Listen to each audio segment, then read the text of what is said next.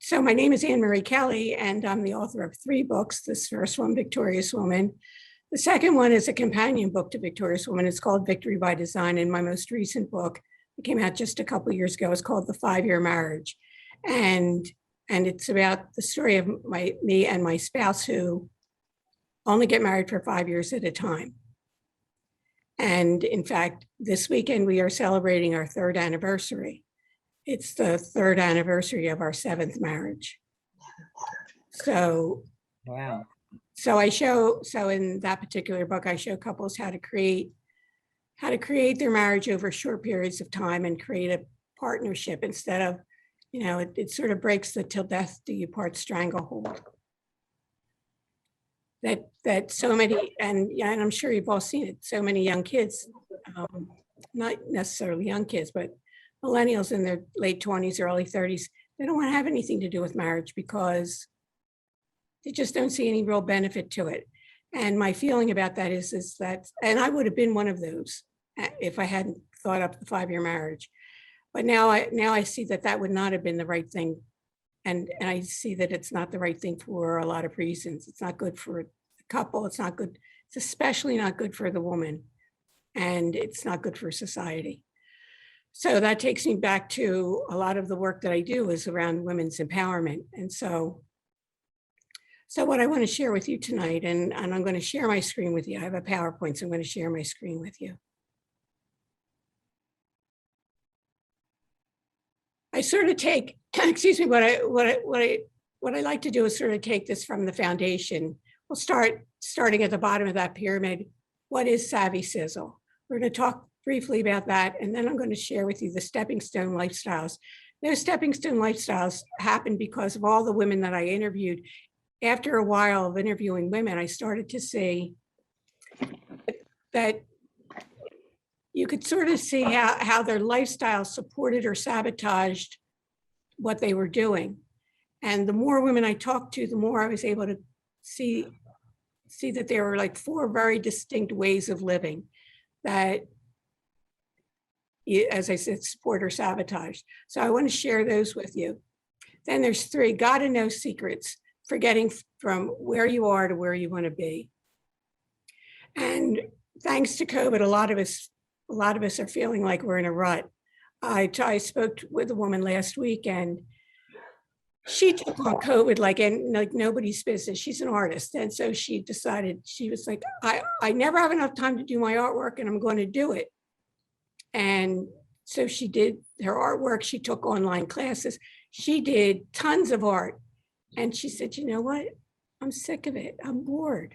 So even somebody who's doing what was her passion, she's in that rut. So we're going to talk about getting out of that COVID rut. We're going to be reversing that.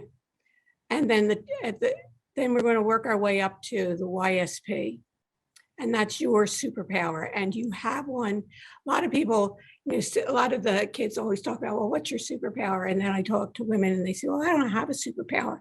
I want you to know, yes, you do have a superpower, and I'm going to tell you what it is, and you'll be able to resonate with it. And you'll be able to figure out how to build on that superpower. So I hope that sounds good to everybody. And you can write in the chat. Mary has agreed kindly to let me know when something's going in the chat. If you have a question, feel free to ask. And then I'll have time towards the end for you to ask more questions. So, okay, so what is Savvy Sizzle? Well, if you break that down and you look at it and you say, well, what's savvy? Savvy means smart, practical, and determined. If you think of a woman who has that sense of savvy, you just look at her and she has a sense of smarts about her. Not necessarily book sense, not necessarily high IQ. Though, I mean, she could, but that's not what makes her savvy. There's a smartness about her that she knows what's going on. She knows what's what. And she figures things out in a practical way. So when I work with people with Savvy Sizzle, I help them create lifestyles and create futures that give them that smart and practical stuff. We work on it. It doesn't happen by magic most of the time. We have to work with it. The determined, that's all you. Your level of determination is what creates the rest of the savvy part. And of course, the sizzle. Ladies, that's pure pizzazz, because, you know, when you're jazzed, think of something that you've been really jazzed about, like probably before COVID, but maybe since, like maybe you were really jazzed to get your vaccination. Then it's like, oh, good, I can go out. Or maybe you went on vacation, you were jazzed about that. There's something about that level of pizzazz that makes you feel like, you know, it makes you feel excited. When you were a kid, there were a lot of things that gave you that pizzazz. The older you got, it was, as you had done more things, that pizzazz didn't come from outside as much. That pizzazz started coming from inside of you, and you would get excited about things that you have been doing. So Savvy Sizzle is combining that smart, practical, determined part of you with all the juice that gives you the pizzazz. I love it and you probably have that same experience. When you have that pizzazz and you feel smart and savvy, it's like you can conquer the world. And whether you conquer the big world or whether you conquer, or if you conquer the world that is right in front of you, that's what we're talking about today. Now, when I talk about Savvy Sizzle, and I talk about goals and victories, and you'll hear me talk about victory a lot, because that is Victorious Woman. But sometimes when I'm doing a workshop, people think, well, it's all about the goals. Let me tell you something. Goals come and go. You know, 2022 is coming up. So you have a goal, maybe you have a goal that says, I want to find a new job. Or I want to find a job or a new job. I'm not happy in my relationship. I want to make some changes. Or I want to find a new love. Or, you know, the classic, I want to lose 10 pounds. Those are all goals, and they're good goals, and they're worthy goals. But usually what happens is you have that goal and you achieve it, and then you move on. Goals come and go. They change all the time. Victory is different. Victory is that stretch you make out of yourself, out of your comfort zone, to get from where you are to where you want to be. And the magic of victory is that once you make that stretch, something shifts inside of you. Think about things that you've not wanted to do, that you've been afraid to do. And that were really, really hard, and you really had to get out of your comfort zone to get there. And then when you did it, you were like, I did it. It opens up a whole new part of your brain. It opens up a whole new part of your soul. You're like, I didn't think I could do that, but I did it. And you get excited about it. And the next time you have something that's out of your comfort zone, you have that memory to fall back on. Well, I didn't think I could do that, but I did. So then you can soldier on to get to that next victory. Victories build on each other, and the magic of victories is that they last forever. Once you stretch out of your comfort zone, even a little bit, it's not like something doesn't pull you back. You've done it. So you're ready to go on and take another step and another step. Even if it's hard, getting out of your comfort zone, I know, because I struggle with it all the time. Even as much of a victorious woman as I am, getting out of my comfort zone is always the challenge. And after COVID, we got, so many of us got lulled into comfort zones that right now, as things are shifting again, will not serve us going forward. They will not serve us in 2022. So I want you to keep in mind about victory, that goals come and go. Victory lasts forever. It's not ever easy, but they last forever. And the sizzle is in the victory, because once you know you can, nobody can ever tell you that you can't. For me, it was like one of the things for me, it was very hard for me to go back to college to get my college degree. I only got my college degree this year. It was 20 years. And youthful as I may look, you probably can tell that I wasn't just out of college when I graduated. by the time I went back to school, and I'm a Newman University alum, by the time I went back, I already had a successful business. So going back was really out of my comfort zone. But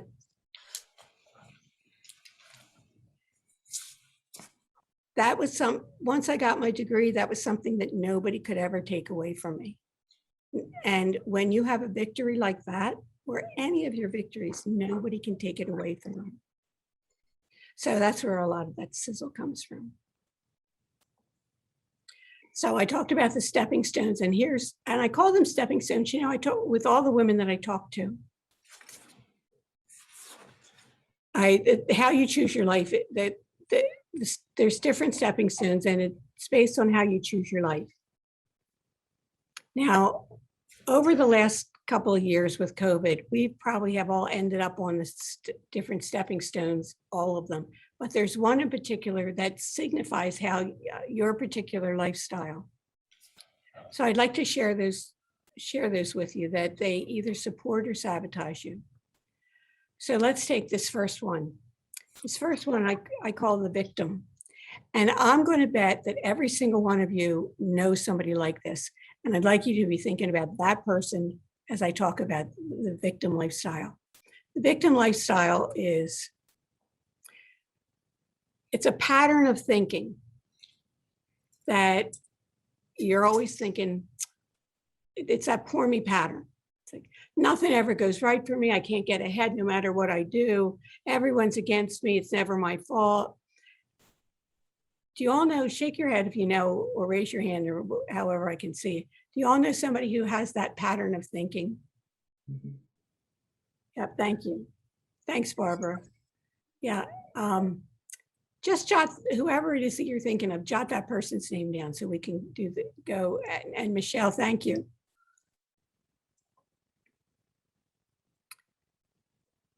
So that person makes poor choices. You know that she makes poor choices.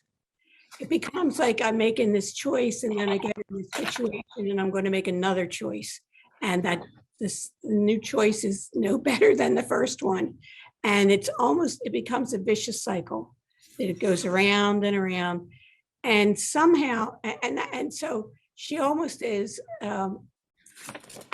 she's almost a self-fulfilling prophecy. She just can't get ahead. Nothing ever goes right for her. You know, somehow she doesn't connect the poor choices to those problems. You know, Mary, could I ask you maybe to mute everybody? Yes, I just started to do that. Yeah. Yeah, thank you. Okay. And then we can unmute in a little bit. Okay. Thank you. You're welcome. Oh, we have that sabotaging. So she's making poor choices. And then you want to help her. Maybe she's somebody at your church. Maybe she's somebody in your community. You see what she's doing. You see that she just keeps making these poor choices. And then you want to help her. And what happens when you say, let me see if I can help you? And maybe at first she even takes your help, and you see that she's making all these mistakes. So you want to offer advice. And then you hear, yeah, I hear what you're saying. I know, but, and she always has a reason why it doesn't work. And I'm saying she because we're talking victorious woman. This goes, it's not gender specific, because men do it as well. But for our purposes today, I'll say she. There's always, it's like, yeah, I know, but you know, and I'll tell you this story. There's a woman at my church, and she needed help. She was she had lost her job. She was about to lose her apartment.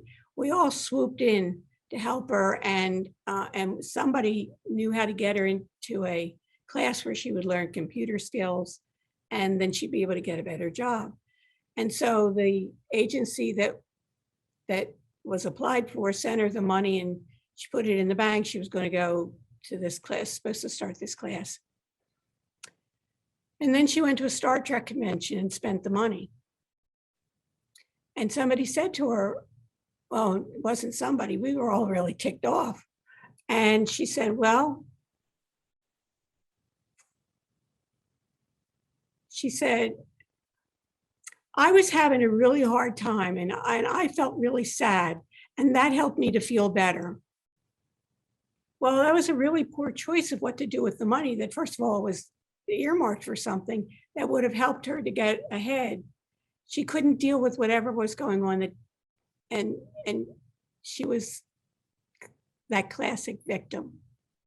Every decision she made kept her in that vicious cycle. The next lifestyle is the surviving. And to tell you the truth, ladies, I think that if I had a guess, I would tell you that about 80% of women live on this stepping stone. And maybe you'll identify with it, and I'm sure you'll know somebody who lives there.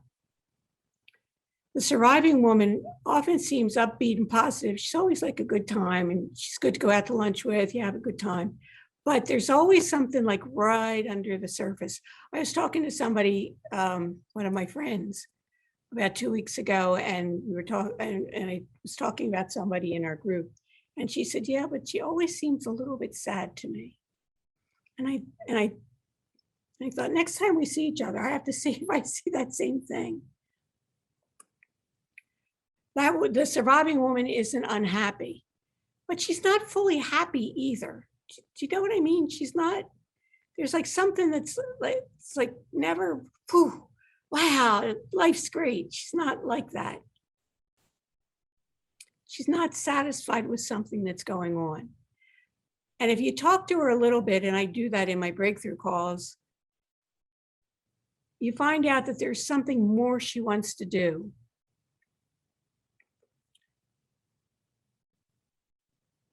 This is the woman, you know how you have a list and you put down all the people that need something from you, and it's, it's your kid, your spouse, your work, and you have this list, and then one by one you take care of this and you cross them off the list. Well, you're not on that list. The surviving woman doesn't put herself on the list, or if she puts herself on the list, she puts herself at the bottom. And unlike everybody else on the list, that when one gets crossed off, they move up, she doesn't seem to move up. She always, if she's on the list at all, she's always at the bottom. The really sad thing to me is with the surviving woman, she's not on anybody else's list either. She's not on her kids' list. She's not on her spouse's list. She's not on her family's list. She's always the one who is doing the doing. She has a PhD in coping and accommodation. It's what I call the curse of the comfort zone. She can make do with anything. Do you know what I'm talking about? Do you know people like that? They can make do with, it's like, this bad thing happens. Ida came through, knocked the house down. Don't worry about it. We'll figure it out.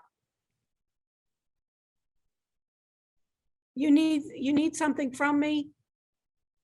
The kids are going back to school. You need somebody to watch the kids. I can do it. They accommodate everybody. They can cope with anything. And part of the reason for that is because they may not like where they are, but they know that space. They're comfortable there. It might not be what they want, but they are comfortable there. It's why I call it the curse of the comfort zone, because you're in the comfort zone. And it's easier to stay there and cope and accommodate than push yourself out of the comfort zone to get where you want. The surviving woman settles for what she can get instead of going after what she wants. That comfort zone holds her back.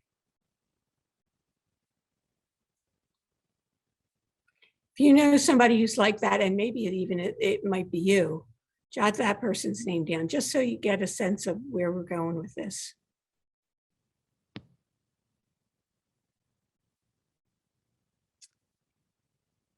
And just, Michelle, thanks. Michelle says, I love it, Star Trek convention. She has somebody, an extended family, pulled some stunts. But my friend, hey, that woman takes the cake. You are absolutely right, Michelle. So many people were trying to help that woman. You know what, I have to tell you too, she ended up losing her apartment, moving in with her daughter. They had a terrible relationship before. Their relationship got way worse afterwards. It's very sad. So anyway, the surviving and the victim lifestyles are choices. They're choices. And they are too sabotaging. It's hard to move forward and be victorious when you're stuck in victim or stuck in surviving. On the supporting side, there's the advancing woman.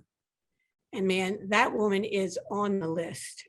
I'm trying to think I'm trying to figure out why I'm not advancing here.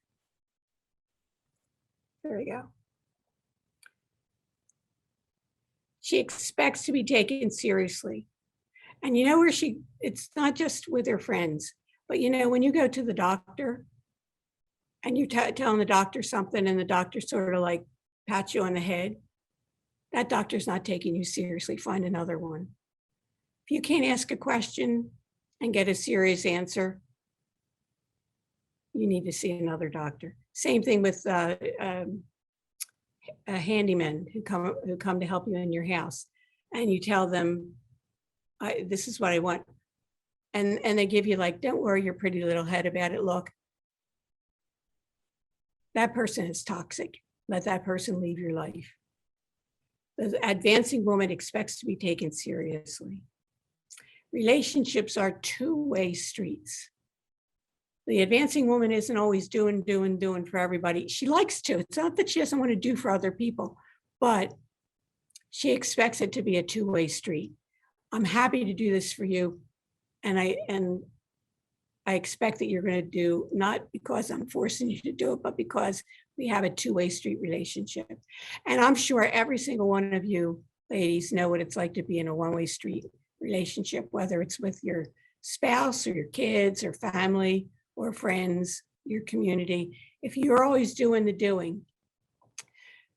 Chris is, my webmaster, Chris, said to me one day, we were talking about this, and she said, she used to do a lot of things for her for her kids' school, and then her business was getting busier and she needed to stop doing it, and nobody was picking up the slack.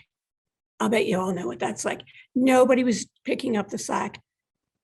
She said, I just need some help, and nobody was doing it. She left that position because she said, it was a one-way street. I kept doing it. As long as I was doing, they were going to be happy. Now they have to figure out, well, who's going to take over the things I was doing. She just couldn't stay in that relationship.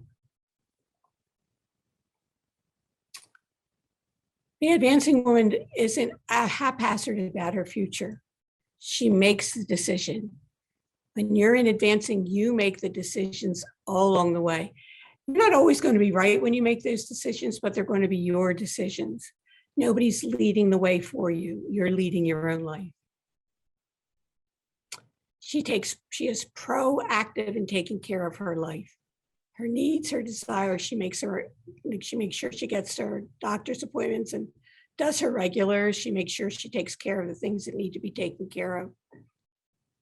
And she's willing to step out of her comfort zone. You will hear me say over and over how important it is to step out of your comfort zone. And you know, it's that stepping out of your comfort zone doesn't have to be a huge thing. I was telling you that I went back to college in the late 90s to get my degree, and I was way older. And I was in business, I made a phone call. Now, for as much as I was in business, it was easy for me to make a phone call. The phone call that I made to Newman University was one of the hardest things I ever did. I cried through the entire phone call because it was so out of my comfort zone to say. I was embarrassed that I didn't have a degree. I knew that I needed to get one if I wanted to move some things forward. But it was something that made me realize that, and the man on the other end was lovely. We have talked about this phone call ever since, in time since.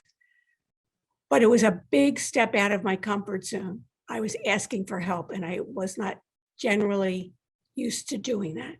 And here I was making that, I need help. Can you help me? It was a hard call to make, but I did it, and it helped me get to the next call that I had to make. The other supporting lifestyle is victorious. Now, I want to tell you something very interesting. That victorious is sometimes a mixed blessings kind of thing. A lot of the women that I talk about in Victorious Woman would not have chosen the thing that made them victorious. They would not have chosen domestic abuse, or to have their finances wiped out, or to be left alone with 5 kids, or any of the other things that I talk about in those stories. But they also probably wouldn't have done some of the things that they ended up doing. The woman who was left alone with 5 kids is now one of the top realtors in this area. You may know her, Maureen Inglesby. You may have seen her name someplace. And she probably would not have done some of the things that she did if it had not been for what happened at that point in time, when the man she was married to left her. They don't pick the thing that makes them victorious. But when that thing happened, they found their way through.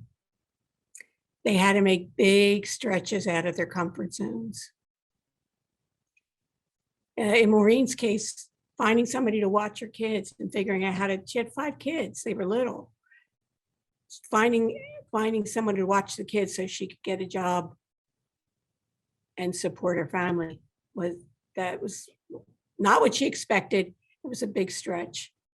Lily was one of the domestic abuse people. Her big stretch, you know what? Her big stretch wasn't leaving a bad marriage. She did leave a couple of times. It took a couple of times to actually get to do it. But the big stretch came when she had to fight for custody of her children, because she knew that the man that she had been married to was going to become eventually abusive to her children. That was and what she had to go through to get there was huge for her. And once she won custody, then she had to figure out what she was going to do to support them. So she had 2 big stretches. The victorious woman pluses herself. I'm wondering, and if you can put it in the chat, I'd appreciate it. What was the last time you plussed yourself? What did you say? And when I say plus yourself, that's like, wow, you did a really good job. The garden looks great. That report was fabulous.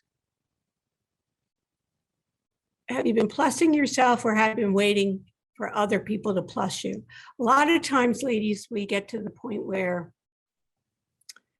we just figure other people will notice and then plus us.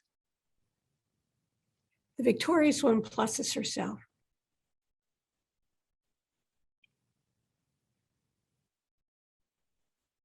I'd like you to start thinking, in fact, it would be a very interesting thing for you to do, is to keep a little journal and say, how many times a day will I plus myself?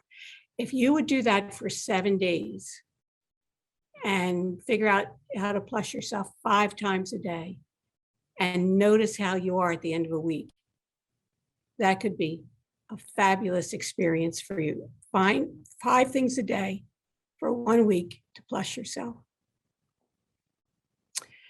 The very interesting thing about the victorious stepping stone is this: the woman doesn't stay there. She doesn't rest on her laurels. There were a couple women I interviewed that I didn't include in the book in any way, shape, or form, because they had to overcome a challenge, but then they were using it instead of growing more. The true victorious woman, I noticed, is a woman who says, this was good. She sits back, she enjoys it, she gives herself credit for it. And then she goes kind of back to the advancing stepping stone for more skill building, because she decides, I've done this, now I think I can do this. I didn't even think I could do this first thing, but now that I know I can, I'll bet you I could do this other thing. And so, but I need some more skills. So she goes back to advancing. So does anybody have any questions about the stepping stones before I move on?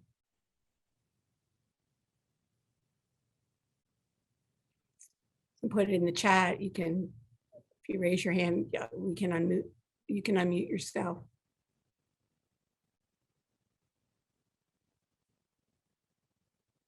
Okay, I'll go on. There's 3 secrets for getting what you want.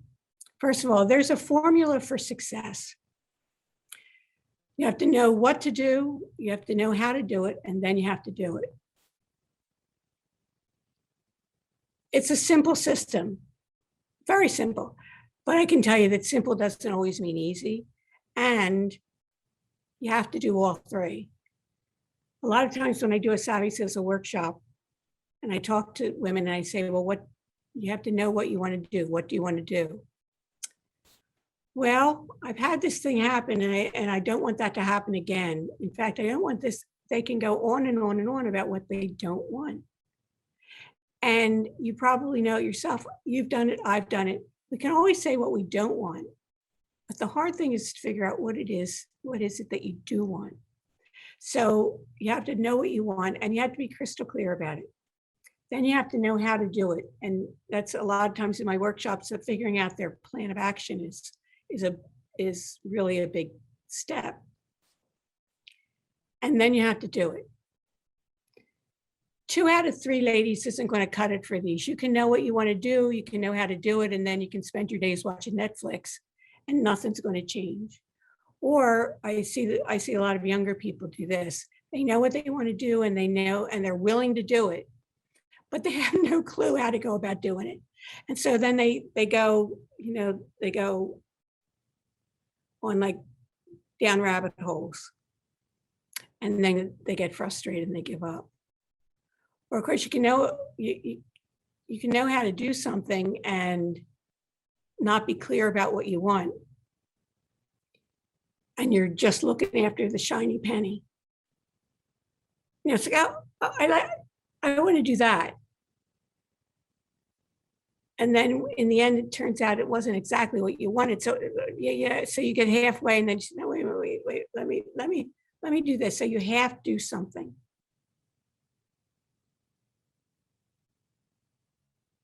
So the first secret is you have to follow the formula, know what to do, know how to do it, and then do it. Your success is determined largely by your habits. You can work that, you can have that formula, but the thing that's going to give you all of the energy for that, for working that formula, are your habits. There's a man that I know who, he gets up every morning and he does 30 minutes of exercise. And then he does 15 minutes of meditation and 15 minutes of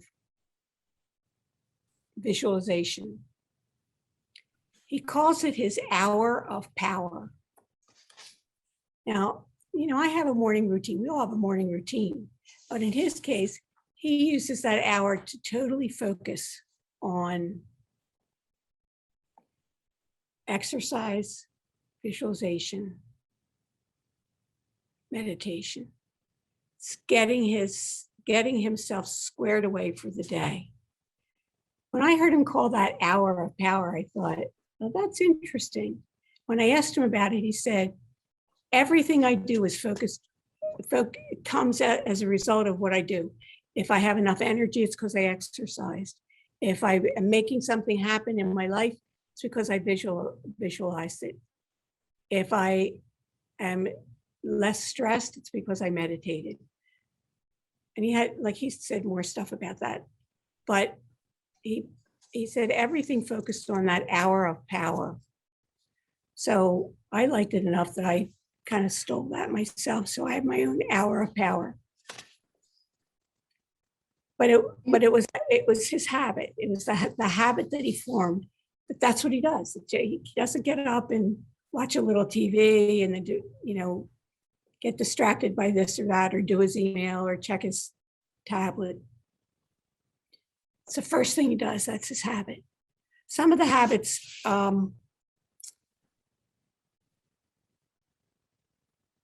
if you have habits that lead to success, if you have habits that put you in that advancing woman or victorious category, you can't help but move yourself forward. You can't help but achieve your goals. You can't help but have a savvy sizzle life because you're going to have more pizzazz than you know what to do with. But if you have that, but it depends on whether you're using productive habits or unproductive habits. Some productive habits that you might have is, I told you about the hour of power, but maybe you have a habit of saving 10% of your income, or you have a habit of organizing your daily work for the next day before you leave work that day. Those are two productive habits that help you move forward. Unproductive habits, that's a whole nother thing. Watching too much TV, junk eating, unproductive, makes you feel sluggish, doesn't make you feel good, makes you feel guilty.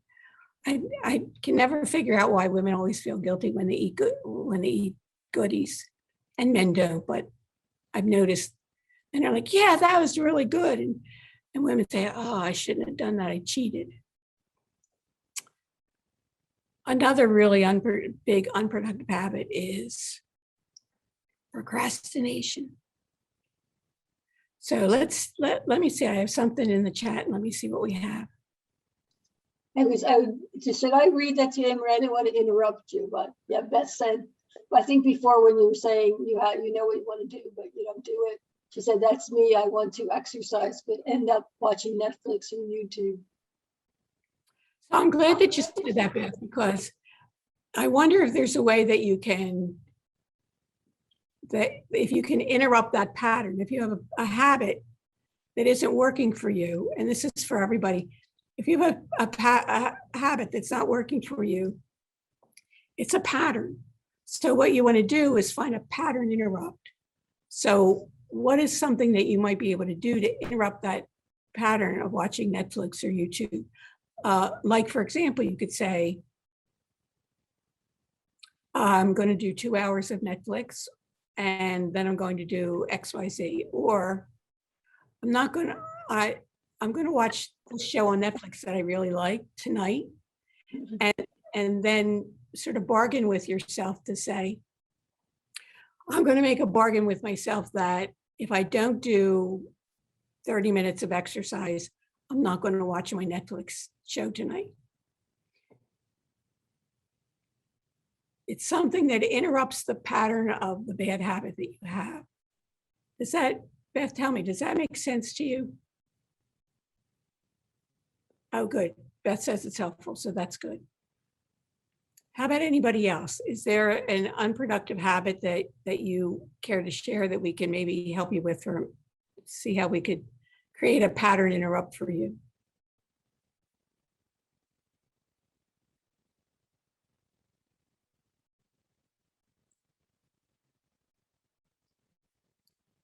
But I think but you get the point. Raise your hand if you get the point. Like give me a sign to say that you get the point. Okay.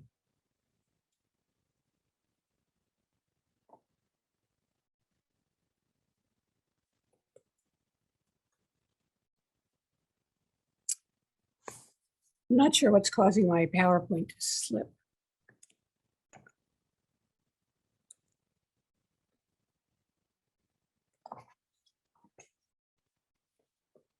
So while I'm trying to figure this out, let's talk about the next thing that's on here is, there we go. The biggest obstacle that you're going to overcome, and Beth, this is like sort of the pattern interrupt idea.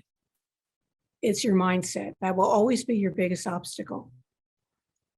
If you're thinking, I really want to watch that show, and Beth, I'm right there with you because I'm addicted to TV.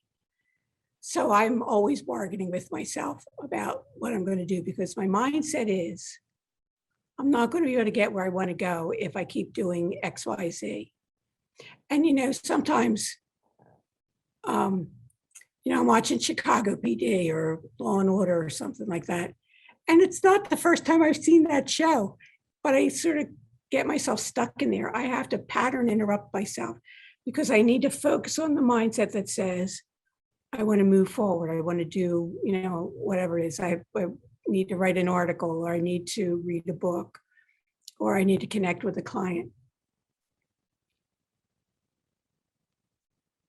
It's in my mindset that I want to make those things happen. So I know I'm not going to be able to do it if I'm not interrupting my negative patterns, my negative habits. Think about some people that you know, like Jeff Bezos. I remember years ago, he was on Oprah, and he was doing all this stuff with Amazon and not making any money. You know, he wasn't a whole lot further than when he was boxing books up in his garage. But he had a mindset that was, this is where I want to go, and I'm going to get there. It's just taking its time to get there. So we have to sort of focus on using the mindset.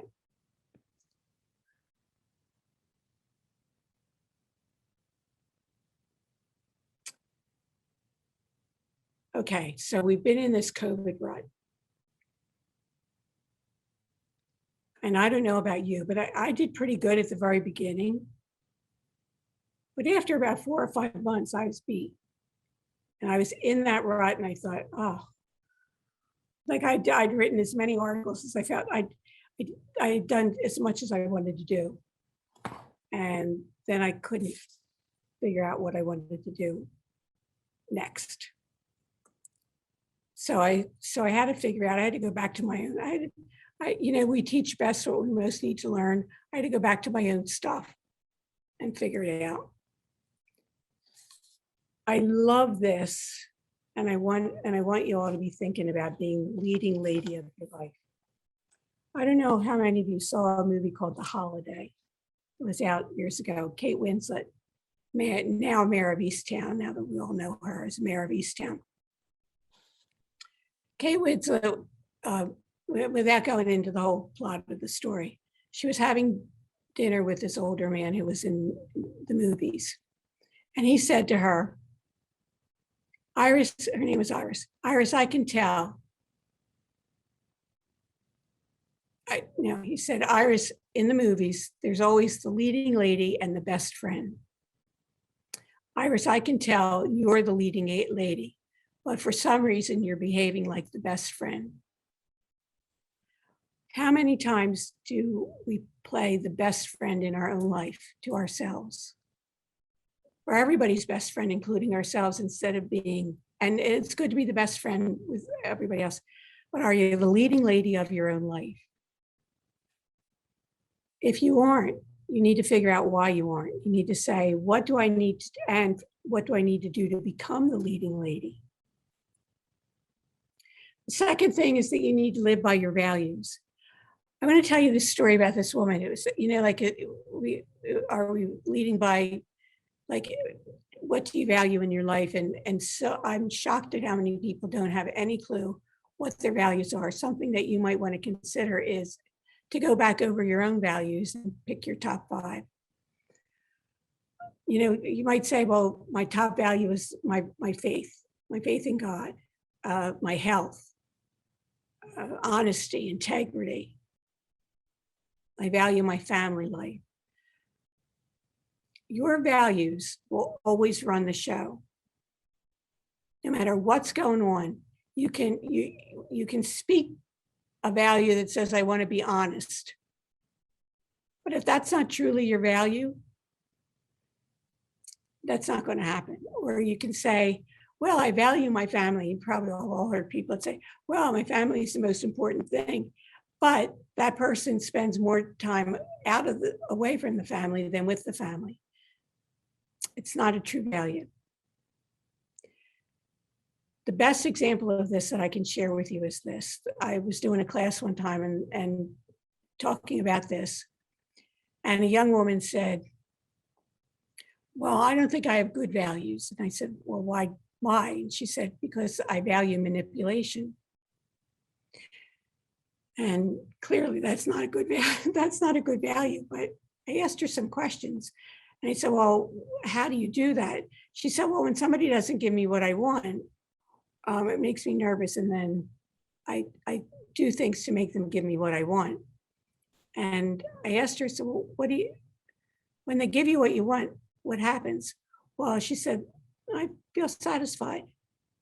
I said, and do you like everything that you get? She said, well, I don't always like what I'm getting. So I said, well, what is it about getting it that makes you feel good? Well, she said, I feel safe. So that tiny little exchange changed her life, because I said, well, clearly then manipulation isn't your value, safety is your value. So you have figured out a way to feel safe by manipulating people. But if safety is your value and you're not comfortable being manipulative, maybe you can find another way to create safety in your life without doing that. It had never occurred to her, but her true value was safety. And I have often said in the work I do with couples, with women in marriages, I think we underestimate the amount of the degree to which we need to feel safe, emotionally safe, physically safe. And many of us feel physically safe in our relationships, but we don't feel emotionally safe. And you know what, in these days of woke culture, so often I talk to people and they're afraid, and I have friends who are liberal and conservative and independent and all over the map. People are afraid to speak up. So we need to sort of think about where our values are. And ladies, we need to be stepping into our own power. And I'll tell you what we do to not step into our own power. We give it away. We give it away to everybody. We don't want to speak up. We don't want to say, no, I don't want to do this. It happened to me just recently, and I thought I need to step into my power. Because somebody asked me, wanted to have lunch with me and wanted me to drive to her home. Her home is an hour and 15 minutes away. And I thought, that's an hour and 15 minutes, that's 2.5 hours just in travel. And we're going to have a 2-hour, that's my whole day. I can't do that for my whole day. And then I was a little bit cautious about saying, finally, I thought, then I was going to do that thing we do. I was going to make up an excuse. And finally I said, this is remembering to step into your power. I had to step into my own power. And I emailed her back and I said, I would love to come and visit you someday, but I could do that on a Saturday, but it's during a work day. That's too much work time that I'm losing. And I really still want to have lunch with you. Can we find something that's closer between the two of us? She was fine with that, and she understood where I stood. And I don't know that she would, when you stand up for yourself and in your own power, other people respect that you do it. So that makes a difference. So step into your power. In this last year and a half, so many of us have felt powerless. Everything was shut down. Everything was social distancing and masks, and it was hard to be in your power. Things are shifting again. Find out where your power is and step into it now. And focus on what you can control. There's a ton of stuff we still can't control. When I was on vacation,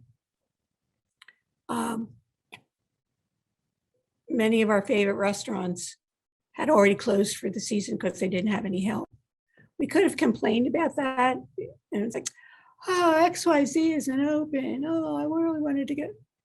We focused on what we could control. What we could control is we could go, I go to Bar Harbor, so we could go off the island and have dinner there.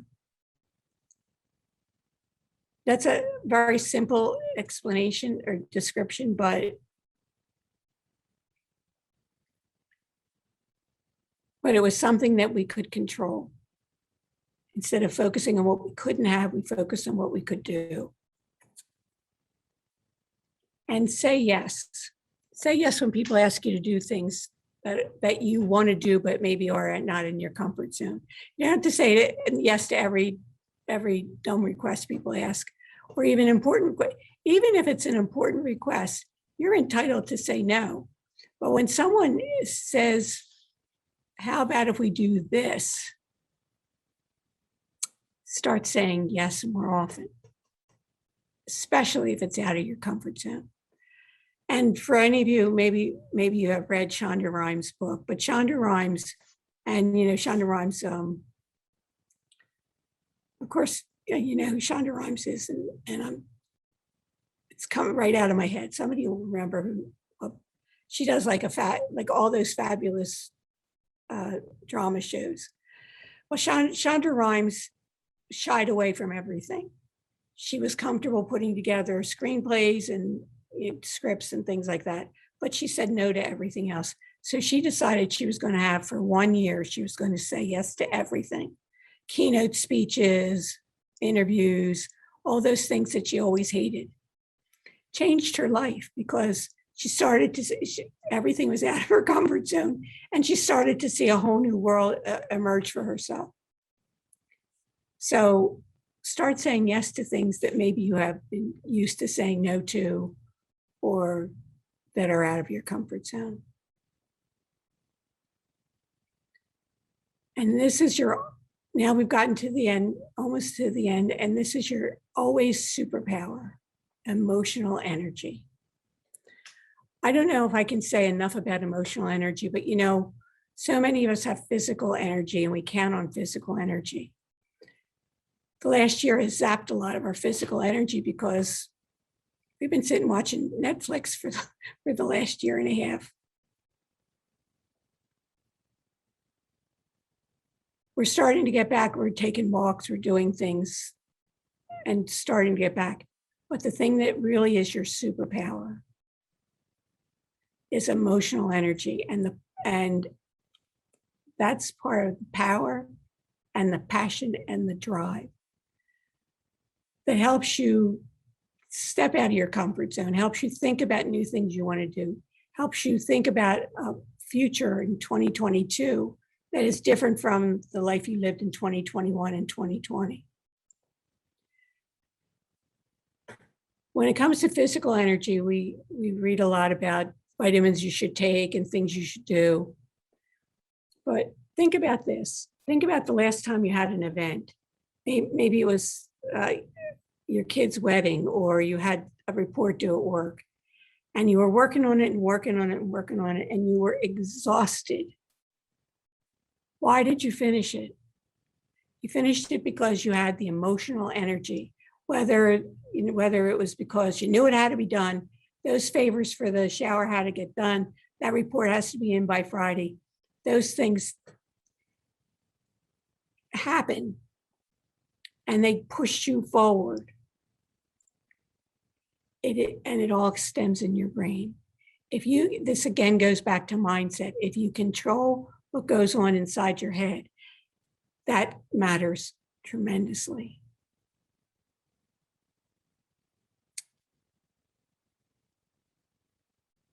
And sometimes we talk about things going on outside of our outside and how they distract us. But ladies, no one has control over what goes on between your ears.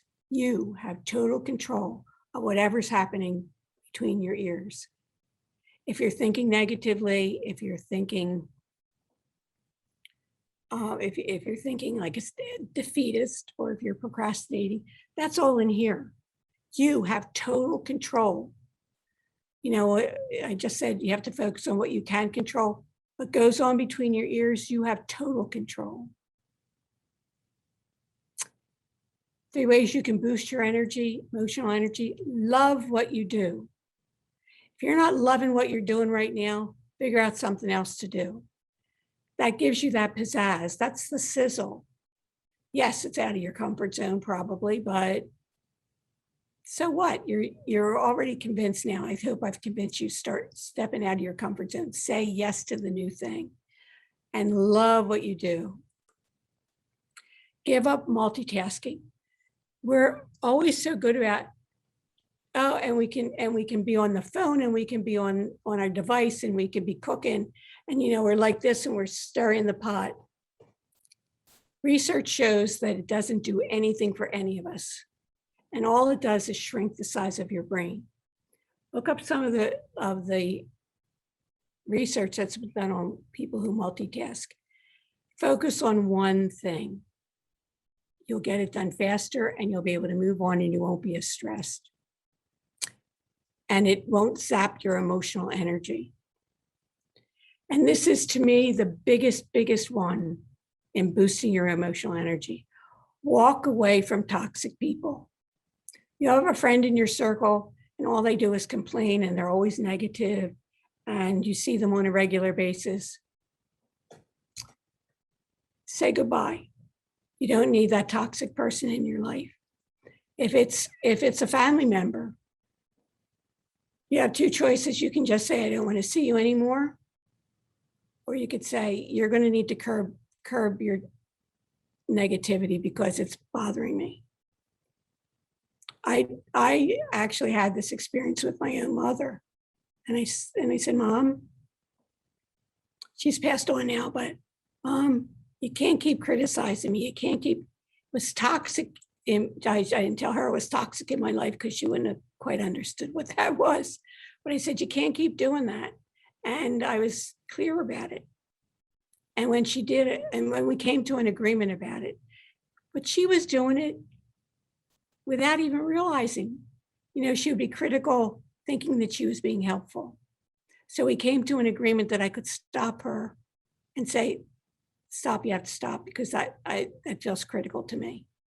And eventually we were able to work through it. There's toxic, but I have walked away more than once from somebody who's toxic because all they will do is infect you. We're so afraid of COVID and we're avoiding this person, that person.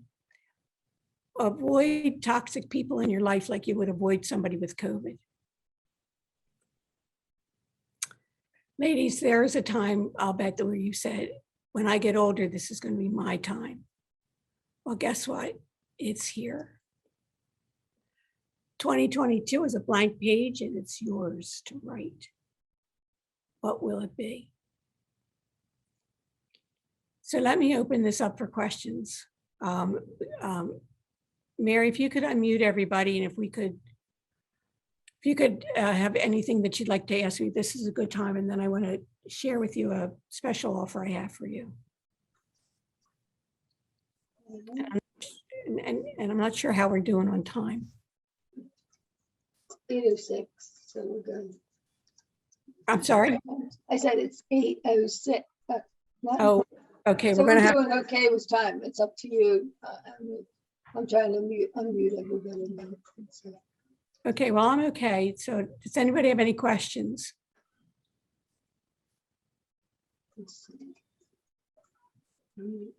You can put it in the chat or you can just ask.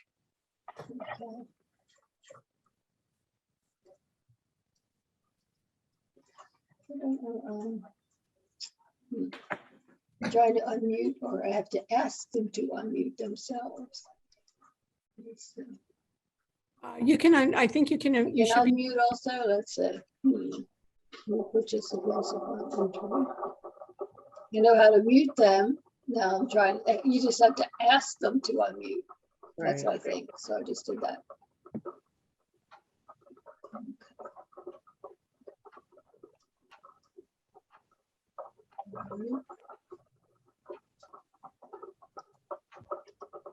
What do you recognize about people on the stepping stones? Do you recognize, did you resonate with the people, the stories I told you about the stepping stones, like the victim and surviving and advancing and victorious? Could you see one that is your go-to stepping stone?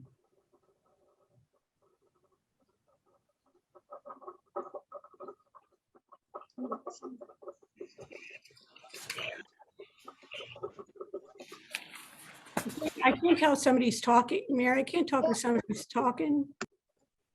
Not sure who's talking. Let's see. I'm trying to figure out. Everybody's muted, and I asked them to unmute, but no one has. Okay, Jody is unmuted. Anna's unmuted. Nina. Okay. Beth.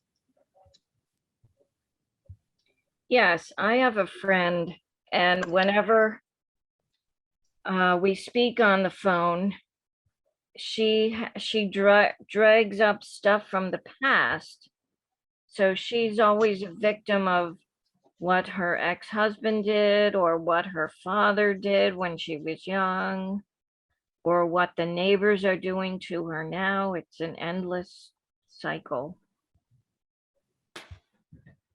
So how do you feel when you have that conversation? Well, I feel like it's all about her. She never asks any, like, how am I doing? There's no two-way street.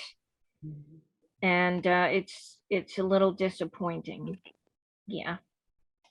So I guess the question I would ask you is,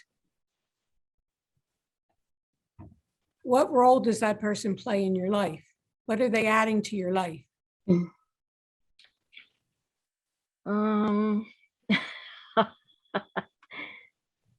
She doesn't add anything to my life at all. Yeah. So if you decided to let her find her way out of your life, what would happen in your life? I think I would be happier. Yes. And do you want to be happier? Yes, I do. So you know what, I've had that experience. I know exactly what you're saying because I've done it with people. And I remember there was one person in particular that I had been very close to, and I thought we were very close. And then I started to think, well, I'm always walking on eggshells. I can't say this, I can't say that. And so I let them find their way out of my life. And the saddest thing to me after the fact was that I didn't miss them. I missed the idea of them. I missed the idea of having that person in my life, but the toxicity that person presented was so great that always afraid what you're going to say, walking on eggshells would get that person upset. And it was the same kind of thing, that everything was always about them. When they weren't in my life anymore, I didn't have that. And then I had more time I had more time because I wasn't on the phone with them, and more mental space. So I think so do you think you would be able to let that person go? Yes, and she actually helps get that accomplished. She like if I do step on the wrong topic, she'll shut me down by saying, we can't be friends right now. Oh, she tells you that you can't be friends because you've said something she doesn't like? Right. Oh, she needs to leave your life. Right. It's, it's just easy. When she calls and don't answer the phone, or when long spaces go on. I mean, there is another way of doing that, and that's to say, you're really toxic. You have to either stop being so toxic and then be specific about what you want. If you want a behavior change, you have to be specific about the behavior change. Yeah, I like that. Yeah. Say, and it's the way I did with my mother, like, when you criticize me, I know that you're meaning to be helpful, but it's not helpful to me. It only makes me feel bad about myself.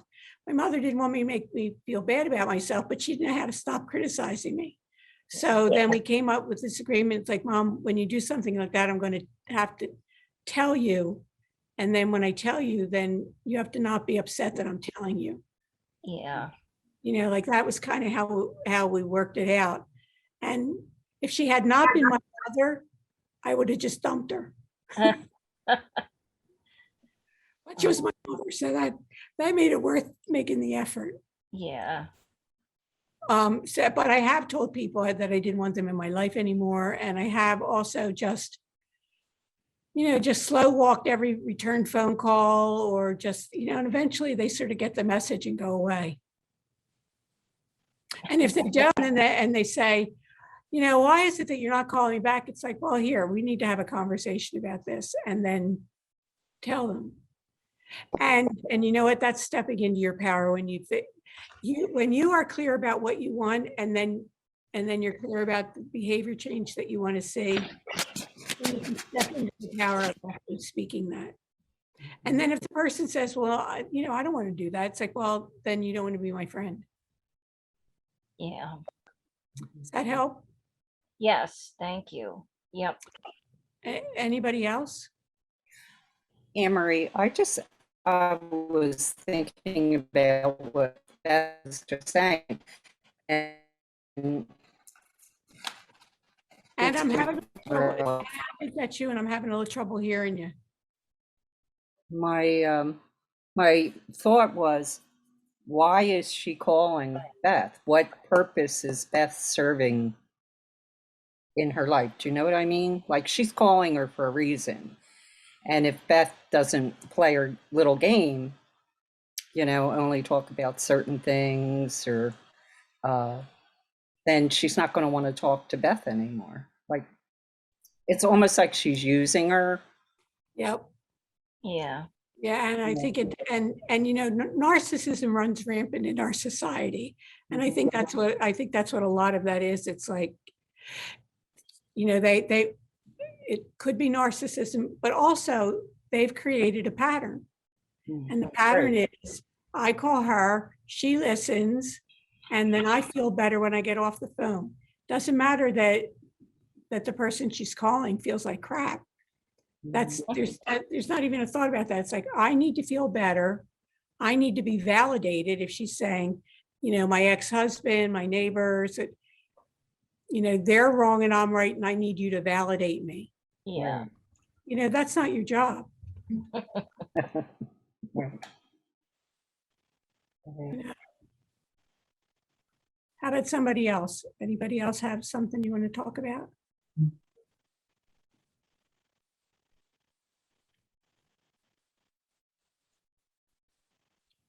What I would like to tell you is, if I can find it again. There we go. I will offer you, if you want to talk to me privately, I can offer you a free 30-minute one-on-one Savvy Sizzle breakthrough call. And what we'll do in that call is talk about, we talked about here, what you want to do, where you want to go, right, how you will do it. And it's helpful sometimes for you. And then of course I have a course that I'm offering, and you might, if we talk, feel like you might want to join my class. My next class starts in November. It's 4 weeks to 1 p.m. on Zoom, and it starts in November. It wraps up right before Thanksgiving. But if you go onto this link, Candly.com, Annmarie Kelly, Savvy Sizzle Breakthrough Call, there's a bunch of dates that I have available, and you're welcome to schedule 30 minutes directly with me. And if you go to my website and to AnnmarieKelly.com, you can find the Savvy Sizzle workshop, and it'll tell you all about the things that we do in the Savvy Sizzle workshop. So, and I'm thanking you for being here today.